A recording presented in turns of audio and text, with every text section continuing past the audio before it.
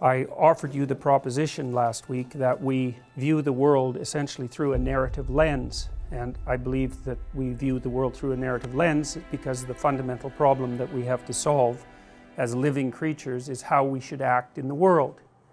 And that means how we should act to maintain ourselves, but also how we need to act in relationship to other people and in relationship to the broader world in order to maintain ourselves across time. So that's a complicated problem, right? It's not just how you survive, it's how you survive now and next week and next month and next year and 50 years from now, and maybe your descendants as well, if the culture is going to stabilize. And then not only you across all those time frames, but you and everyone else across all those time frames. It's a viciously difficult problem. And so I would say that we have evolved mechanisms to solve that. I think that's self-evident in some sense because, for example, one of the mechanisms that animals have evolved to deal with the problem of social being, even if they're not particularly social animals, is the dominance hierarchy, right? Or you could call it a hierarchy of authority or power, because I think considering human structures, social structures, as mere power structures is a terrible mistake. It's a terrible oversimplification, because power is by no means the only, like force is what I mean. Force is not a stable way of solving the problem of how to live together across time. The question is, what is the stable way of solving how to live together across time? And that really is the question, and it's part of the question that I'm trying to answer, partly because it's a perennial problem, right? We face the problem of how to organize ourselves in small social units without undue conflict, and then we face the larger problem of how to organize ourselves into large social units without undue conflict, and that conflict can be absolutely devastating and frequently is. So then I would also say that the first way of solving this problem isn't conscious, you see, not at all. And you know, you may know and you may not know that there are different forms of memory, right? Really technically different forms of memory. So for example, there's short-term working memory, which is the memory that you use to hold things like telephone numbers in your active imagination. It decays very rapidly. It's only about 4 to 7 bits, which is why, well, it's why phone numbers were at least 7 digits long. You know, you can kind of manage that as a loop. And then there's episodic memory, and that has two elements. One is semantic, and the other is episodic. It's what's the name of that? Yes, well, there's procedural memory, and then there's another, the kind of memory that you use to represent your experiences to yourself. So let's say it's image laden, and the other one is semantic, and semantic is your memory for facts, and those are quite different. So for example, procedural memory, that's how you ride a bike, that's how you play the piano. It's the memory. It's a funny kind of memory because it's actually built right into you, you know. I mean, so is the kind of memory that you use to represent your own life, but it's much more malleable in some sense. So what that means is that in your procedures there is information that you don't know about. It's patterned information that you don't know about. Part of that is how to act. You know, like when you walk into a social gathering, you don't really think through how you're going to act. You know how to act. And if someone asked you exactly what it is that you're doing and why, you could formulate a story about it. But the probability that it's the existence of that story that enabled you to act that way is zero, because you have to react way faster than that. And so, you know, you have social knowledge built into your nervous system because you've practiced being a social being for a very long period of time. And of course then that social being has been shaped for forever, really, and it's the right way of thinking about it. You know, we know that animals organize themselves into hierarchies, and we'll say of dominance because it's more true the farther back you go in time, at least since the time of the crustaceans, you know, when we split from our common ancestor 300 million years ago. And it's true for social animals and non-social animals. So even animals that don't live together in groups have to organize themselves into a hierarchy in the space they inhabit. Songbirds are a good example, and they have dominance disputes all the time. Partly that's, you can hear them having their little dominance disputes in the spring when they're singing, because basically what they're singing is, I'm pretty damn healthy and I'm ready to go, and if you're another bird like me, you better steer clear of this tree. And the dominant songbirds, you know, they don't live together. Crows are social, but most songbirds aren't. The dominant songbirds get the best nest, and the best nest is the one that doesn't get rained on, and it's not too windy, and it's close to food sources, and you know, and so then they have the healthiest chicks, and they attract the best mates. And like, it's really important where you're positioned in the hierarchy, even if you're not like a flock or herd creature. Now we're more like herd creatures, so it's even more relevant to us. But there's just no escaping a hierarchical arrangement in social being. That is social being, and it's evolutionarily ancient beyond conception. So 300 million years ago there weren't trees, you know, I mean, so the dominance hierarchy is older than trees. So that's really something to think about. And then, you know, when you're thinking about the reality that shaped us, say from an evolutionary perspective, but also from a cultural perspective, what you have to understand is that the things that have shaped us most are the things that have been around the longest. And so you could say those are the most real things.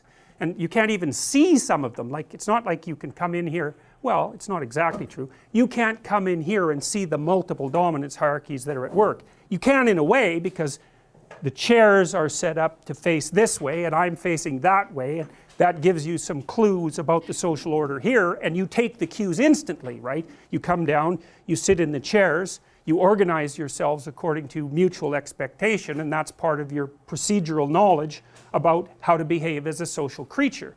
Now, that knowledge is really, really deep, and a lot of it's coded in your behavior. Now, and in other people's behavior as well. And that's, you know, that's the expectations you have of other people and of yourself. And a lot of those are implicit, right? So when we're interacting, there's a very large number of things that you just don't get to do. And you know that too. And you won't do them. And that way we can act as if we understand each other, even though we don't, because you're really complicated and I'm really complicated. And there's lots of situations where we might really be in conflict. But because we share a map of the culture, the cultural expectations, it makes part of our, it's built right into our perception. You will act out that set of expectations, and so will I. And if neither of us can do that, even if one of us can't, we're either going to immediately devolve into conflict, or we're going to avoid each other like the plague. And that's exactly the right thing to do. And so one of the really useful things to understand, and this took me a long time to formulate properly, you know, you hear the terror management theorists, for example, and they have this idea that your meaning representation, the story you tell about the world, regulates your death anxiety. It's something like that. But that's not right. I mean, it's close to right, and it's a smart idea. It came from Ernest Becker, by the way, who wrote a book called The Denial of Death, which is actually quite a good book, even though it's wrong. You know, sometimes a book can be very useful. It can be usefully wrong, and Becker's book is usefully wrong, because he thought that it's the internal representation of your belief system that regulates your anxiety, and that anxiety is fundamentally, in the final analysis, anxiety about death. It's like, well, okay, fine, it's a reasonable proposition, but that isn't how it works, you see. It isn't my beliefs right now that are regulating my emotion. It's the fact that I'm acting out those beliefs, which include implicit perceptions. I'm acting them out, and so are you.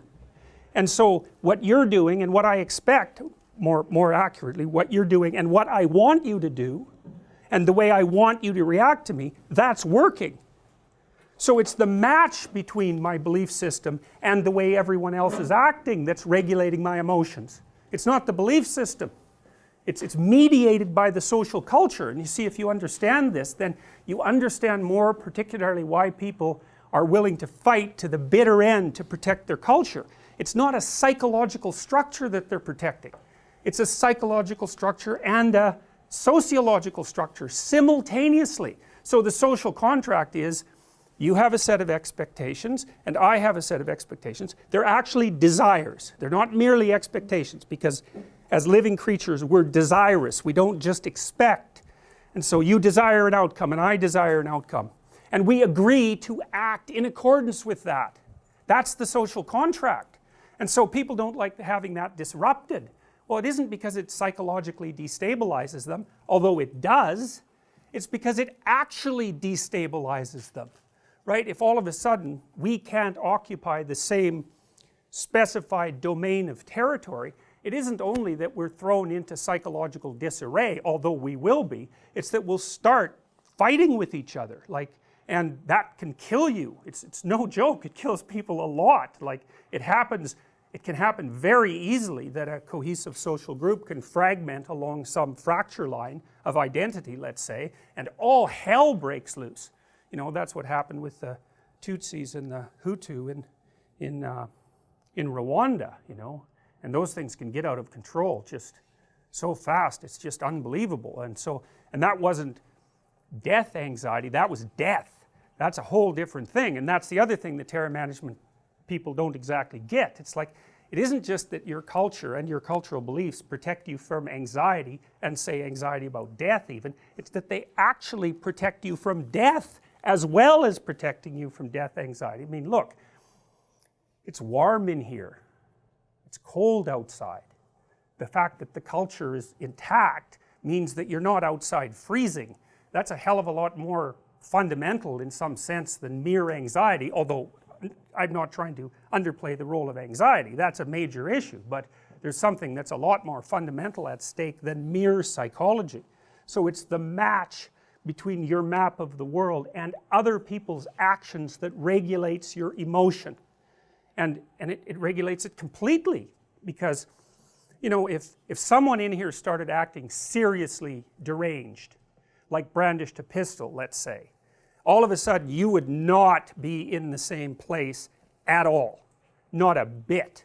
And so what would happen? Well, chaos would happen. And chaos isn't just that you would get anxious. That's not a good enough explanation.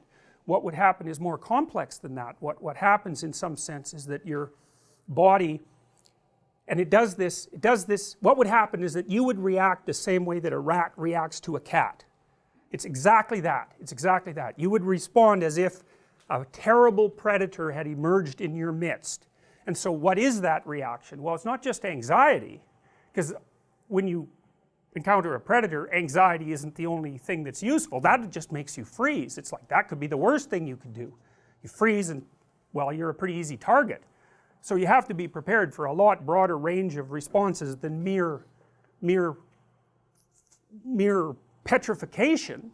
Like, how about a little aggression? That might be helpful. You don't know, it also might get you killed, but, you know, maybe you can take the guy down, and maybe that's a good idea, you know, and maybe you have to run, so that's disinhibited as well, and maybe you have to think really quickly and reflexively, so that happens, that's activated, disinhibited, I would say, as well. It's like your whole being is thrown into intense concentration on the moment, and you're burning up physiological resources like mad. And so what will happen after something like that, if you don't develop outright post-traumatic stress disorder, which some of you would, is that you'd, assuming that the situation was brought under control, you'd walk out of here shaking with your heart rate at like 170, and it would take you like, well, it might take you the rest of your life, and maybe you would never recover, but you could bloody well be sure that it would take you the rest of the day, that's for sure.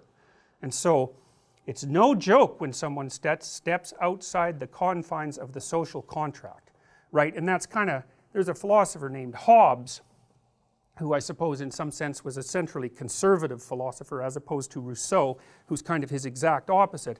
Rousseau believed that people were basically good in their natural state, so he believed nature was basically good, and he believed that culture was what corrupted people,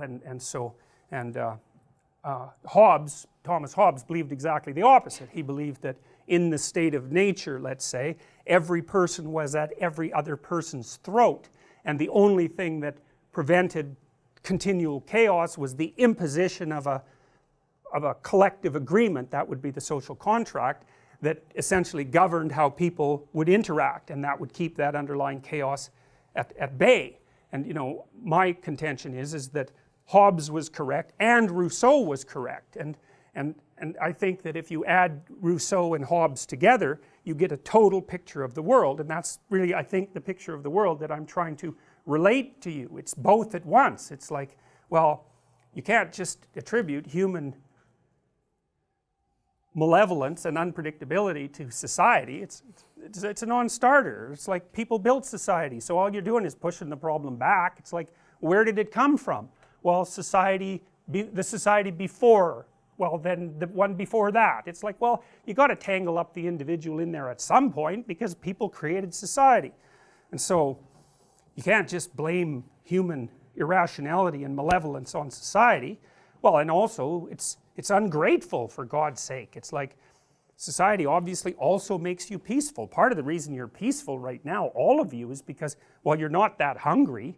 You're certainly not starving to death. You would be a very, very different person if you were starving right now, you know, or if you were enraged, or if you were panicking, or if you were terrified because your future was radically uncertain. I mean, you're just not any of those people right now.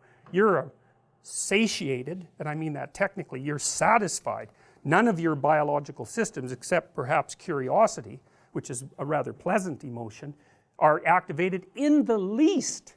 And you know, because of that, you all think, well, you're in control of yourself. But don't be thinking that. That's just not right. I mean, if you look at how the brain is structured, for example, the hypothalamus, which is a really important part of the brain, it basically establishes the framework of reference and the actions, the framework of reference within which and the actions you take in order to fulfill basic biological needs. So the hypothalamus makes you thirsty, and the hypothalamus makes you hungry, and it makes you sexually aroused, and it puts you into a state of defensive aggression, and it actually also makes you explore and be curious. All of that's hypothalamic. It's an amazing structure, and it's really small, and it's right at the base of the brain.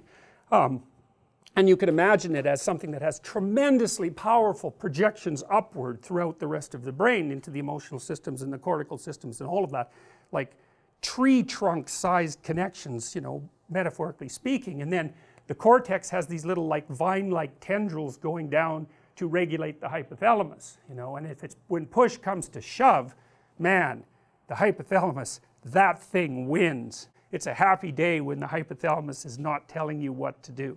And you know, you live in such a civilized state that most of the time, roughly speaking, you're tranquil and satisfied, and more or less you can imagine yourself as a peaceful, you know, productive, well-meaning entity. But don't be thinking that that's what you'd be if you were put in the right situation, because that's just not right at all.